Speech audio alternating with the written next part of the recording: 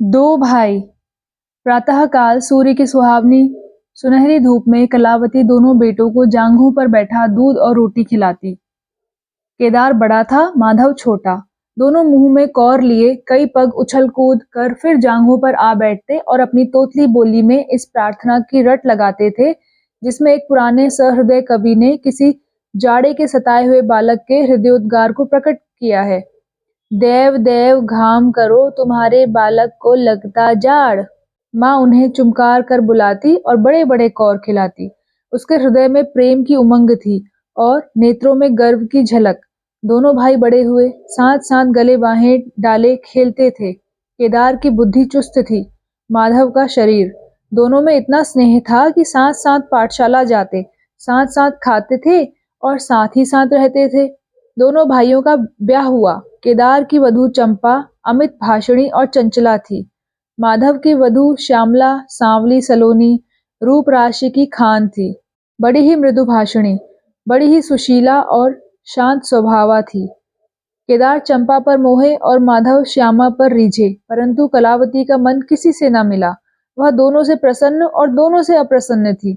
उसकी शिक्षा दीक्षा का बहुत अंश इस व्यर्थ के प्रयत्न में व्यय होता था कि चंपा अपनी कार्यकुशलता का एक भाग श्यामा के शांत स्वभाव से बदल ले। दोनों भाई संतानवान हुए। हरा भरा वृक्ष खूब फैला और फलों से लद गया। कुत्सित वृक्ष में केवल एक फल दृष्टिगोचर हुआ, वह भी कुछ पीला सा मुरझाया हुआ, किंतु दोनों अप्रसन्न थे। माधव को धन संपत्ति की लालसा थी और केदार को संतान की अभिलाषा। भाग्य की इस कूटनीति ने शनैः शनैः द्वेष का रूप धारण किया, जो स्वाभाविक था। श्यामा अपने लड़कों को संवारने सुधारने में लगी रहती, उसे सिर उठाने की फुर्सत नहीं मिलती थी। बेचारी चंपा को चूल्हे में जलना और चक्की में पिसना पड़ता। यह अनीति कभी कभी कटु शब्दों में निकल जाती। श्यामा सुनती, कुढ़ती और चुपचाप सह लेती, परंतु उसकी यह सहनशीलता चंपा के क्रोध को शांत करने के बदले और बढ़ाती। यहाँ तक कि प्याला लबालब भर गया। हिरण भागने की राह न पाकर शिकारी की तरफ लपका। चंपा और श्यामा समकोण बनाने वाली रेखाओं की भांति अलग हो गई। उस दिन एक ही घर में दो चूल्हे जले, परंतु भाइयों ने दाने की सूरत न देखी और कलावती सारे दिन रोती रही। कई वर्ष बीत गए। दोनों भाई जो किसी समय एक ही पालथी पर बैठे थे, एक ही थाली में खाते थे और एक ही छाती से दूध पीते थे, उन्हें अब एक घर में, एक गांव में रहना कठिन हो गया। परंतु कुल की साख में बट्टा न लगे, इसलिए ईर्ष्या और द्वेष की धधकी हुई आग को राख के नीचे दबाने की व्यर्थ चेष्टा की जाती थी। उन लोगों में अब भ्रातृ स्नेह न था, केवल भाई के नाम की लाज थी। माँ भी जीवित थी, पर दोनों बेटों का वैमनस्य देखकर आंसू बहाया करती। हृदय में प्रेम था, पर नेत्रों में अभिमान न था। कुसुम वही था, परंतु वह छटा न थी। दोनों भाई जब लड़के थे, तब एक को रोते देख दूसरा भी रोने लगता था। तब वह नादान, बेसमझ और भोले थे। आज एक को रोते हुए देख दूसरा हंसता है और तालियां बजाता है। अब वह समझदार और बुद्धिमान हो गए थे। जब उन्हें अपने पराई की पहचान न थी, उस समय यदि कोई छेड़ने के लिए एक को साथ ले जाने की धमकी देता, तो दूसरा जमीन पर लौट जाता और उस आदमी का कुर्ता पकड़ लेता। अब यदि एक भाई की मृत्यु भी धमकाती, तो दूसरे के नेत्रों में आंसू न आते। अब उन्हें अपने पराये की पहचान हो गई थी। बेचारे माधव की दशा शोचनीय थी। खर्च अधिक था और आमदनी कम। उस पर कुल मर्यादा का निर्वाह। हृदय चाहे रोए पर होंठ हंसते रहे। हृदय चाहे मलिन हो पर कपड़े मैले न हो। 4 पुत्र थे, 4 पुत्रियां और आवश्यक वस्तुएं मोतियों के मोल। कुछ पाइयों की जमींदारी कहाँ तक संभलती। लड़कों का ब्याह अपने वश की बात थी, पर लड़कियों का विवाह कैसे टल सकता। 2 पाई जमीन पहली कन्या के विवाह में भेंट हो गई। उस पर भी बाराती बिना भात खाए आंगन से उठ गए। शेष दूसरी कन्या के विवाह में निकल गई। साल भर बाद तीसरी कन्या का विवाह हुआ। पेड़ पत्ते भी ना बचे। हाँ, अब की डाल भरपूर थी, परंतु दरिद्रता और धरोहर में वही संबंध है जो मांस और कुत्ते में। इस कन्या का अभी गौना न हुआ कि माधव पर 2 साल के बकाया लगान का वारंट आ पहुंचा। कन्या के गहने गिरों रखे गए, गला छूटा। चंपा इसी समय की ताक में थी, तुरंत नए नातेदारों को सूचना दी। तुम लोग बेसुध बैठे हो, यहाँ गहनों का सफाया हुआ जाता है। दूसरे दिन एक नाई और 2 ब्राह्मण माधव के दरवाजे पर आकर बैठ गए। बेचारे के गले में फांसी पड़ गई। रुपए कहाँ से आवे? न जमीन, न जायदाद, न बाग, न बगीचा। रहा विश्वास, वह कभी का उठ चुका था। अब यदि कोई संपत्ति थी तो केवल वही 2 कोठरियां जिसमें उसने अपनी सारी आयु बिताई थी, और उनका कोई ग्राहक न था। विलंब से नाक कटी जाती थी। विवश होकर केदार के पास आया और आंखों में आंसू भरे बोला, भैया, इस समय मैं बड़े संकट में हूँ, मेरी सहायता करो। केदार ने उत्तर दिया, मधु, आजकल मैं भी तंग हो रहा हूँ, तुमसे सच कहता हूँ। चंपा अधिकारपूर्ण स्वर से बोली, अरे, तो क्या इनके लिए तंग हो रहे हैं? अलग भोजन करने से क्या इज्जत अलग हो जाएगी? केदार ने स्त्री की ओर कनखियों से ताककर कहा, नहीं नहीं, मेरा यह प्रयोजन नहीं था। हाथ तंग है तो क्या, कोई ना कोई प्रबंध किया ही जाएगा। चंपा ने माधव से पूछा, 5-20 से कुछ ऊपर ही पर गहने रखे थे ना? माधव ने उत्तर दिया, हाँ, ब्याज सहित कोई 125 रुपए होते हैं। केदार रामायण पढ़ रहे थे, फिर पढ़ने में लग गए। चंपा ने तत्व की बातचीत शुरू की।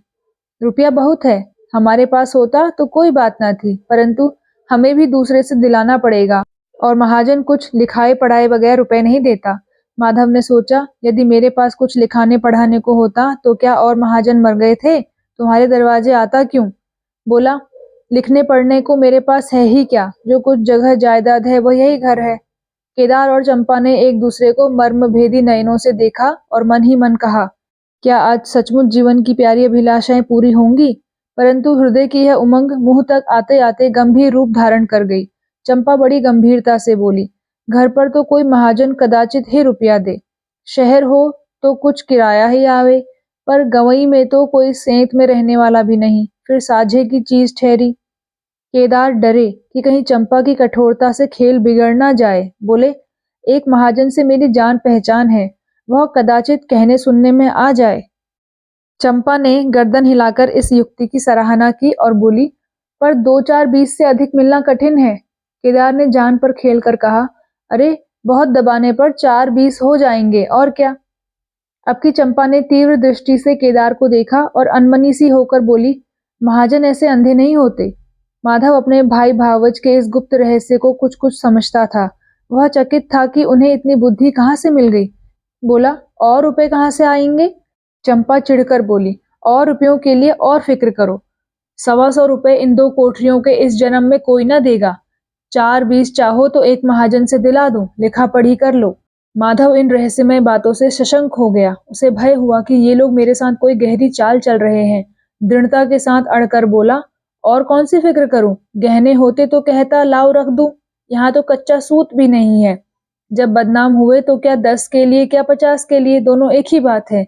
यदि घर बेचकर मेरा नाम रह जाए तो यहाँ तक तो स्वीकार है, परंतु घर भी बेचूं और उस पर भी प्रतिष्ठा धूल में मिले, ऐसा मैं ना करूंगा। केवल नाम का ध्यान है, नहीं एक बार नहीं कट जाऊं तो मेरा कोई क्या करेगा। और सच पूछो तो मुझे अपने नाम की कोई चिंता नहीं है। मुझे कौन जानता है, संसार तो भैया को हंसेगा। केदार का मुंह सूख गया। चंपा भी चकरा गई। वह बड़ी चतुर, वाक्य निपुण रमणी थी। उसे माधव जैसे गंवार से ऐसी दृढ़ता की आशा न थी।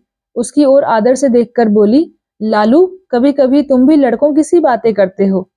भला इस झोपड़ी पर कौन 100 रुपए निकाल कर देगा? तुम 125 के बदले 100 ही दिलाओ, मैं आज ही अपना हिस्सा बेचती हूँ। उतना ही मेरा भी तो है। घर पर तो तुमको वही 4-20 मिलेंगे। हाँ, और रुपयों का प्रबंध हम आप कर देंगे। इज्जत हमारी तुम्हारी एक ही है, वह न जाने पाएगी। वह रुपया अलग खाते में चढ़ा लिया जाएगा। माधव की इच्छाएं पूरी हुई। उसने मैदान मार लिया। सोचने लगा, मुझे तो रुपयों से काम है, चाहे 1 नहीं 10 खाते में चढ़ा लो। रहा मकान, वह जीते जी नहीं छोड़ने का। प्रसन्न होकर चला। उसके जाने के बाद केदार और चंपा ने कपट भेष त्याग दिया और बड़ी देर तक एक दूसरे को इस कड़े सौदे का दोषी सिद्ध करने की चेष्टा करते रहे।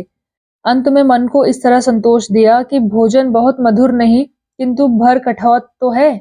घर, हाँ, देखेंगे कि श्यामा रानी इस घर में कैसे राज करती है। केदार के दरवाजे पर 2 बैल खड़े हैं। इसमें कितनी संघ शक्ति, कितनी मित्रता और कितना प्रेम है। दोनों एक ही जुए में चलते हैं। बस इनमें इतना ही नाता है। किंतु अभी कुछ दिन हुए, जब इनमें से एक चंपा के मैके मंगनी गया था तो दूसरे ने 3 दिन तक नाद में मुंह नहीं डाला। परंतु शोक, एक गोद के खेले भाई, एक छाती से दूध पीने वाले आज इतने बेगाने हो रहे हैं कि एक घर में रहना भी नहीं चाहते। प्रातः काल था। केदार के द्वार पर गांव के मुखिया और नंबरदार विराजमान थे। मुंशी दाता दयाल अभिमान से चारपाई पर बैठे रेहन का मसविदा तैयार करने में लगे थे। बार बार कलम बनाते और बार बार खत रखते, पर खत की शान न सुधरती थी। केदार का मुखारविंद विकसित था और चंपा फूली नहीं समाती थी। माधव कुम्हलाया और म्लान था। मुखिया ने कहा, भाई ऐसा हित न भाई ऐसा शत्रु। केदार ने छोटे भाई की लाज रख ली। नंबरदार ने अनुमोदन किया, भाई हो तो ऐसा हो। मुख्तार ने कहा, भाई सपूतों का यही काम है। दाता दयाल ने पूछा, रेहन लिखने वाले का नाम? बड़े भाई बोले, माधव वल्द शिवदत्त। फिर पूछा गया, और लिखाने वाले का? केदार बोले, केदार वल्द शिवदत्त। माधव ने बड़े भाई की ओर चकित होकर देखा। आंखें डबडबा आई। केदार उसकी ओर देख न सका। नंबरदार, मुखिया और मुख्तार भी विस्मित हुए। क्या केदार खुद ही रुपया दे रहा है? बातचीत तो किसी साहूकार की थी। जब घर में ही रुपया मौजूद है तो इस रहननामे की आवश्यकता ही क्या थी? भाई भाई में इतना विश्वास? अरे राम राम, क्या माधव 80 रुपए का भी महंगा है? और यदि दबा ही बैठता तो क्या रुपए पानी में चले जाते? सभी की आंखें सैन द्वारा परस्पर बातें करने लगी, मानो आश्चर्य की अथाह नगरी में नौकाएं डगमगाने लगी। श्यामा दरवाजे की चौखट पर खड़ी थी। वह सदा केदार की प्रतिष्ठा करती थी, परंतु आज केवल लोक रीति ने उसे अपने जेठ को आड़े हाथों लेने से रोका। बूढ़ी अम्मा ने सुना तो सूखी नदी उमड़ आई। उसने एक बार आकाश की ओर देखा और माथा ठोक लिया। अब उसे उस दिन का स्मरण हुआ जब ऐसा ही सुहावना सुनहरा प्रभात था और दो प्यारे प्यारे बच्चे उसकी गोद में बैठे हुए उछल कूद कर दूध रोटी खाते थे। उस समय माता के नेत्रों में कितना अभिमान था, हृदय में कितनी उमंग और कितना उत्साह। परंतु आज आज नैनों में लज्जा है और हृदय में शोक संताप। उसने पृथ्वी की ओर देखकर कातर स्वर में कहा, हे नारायण, क्या ऐसे पुत्रों को मेरी ही कोख से जन्म लेना था?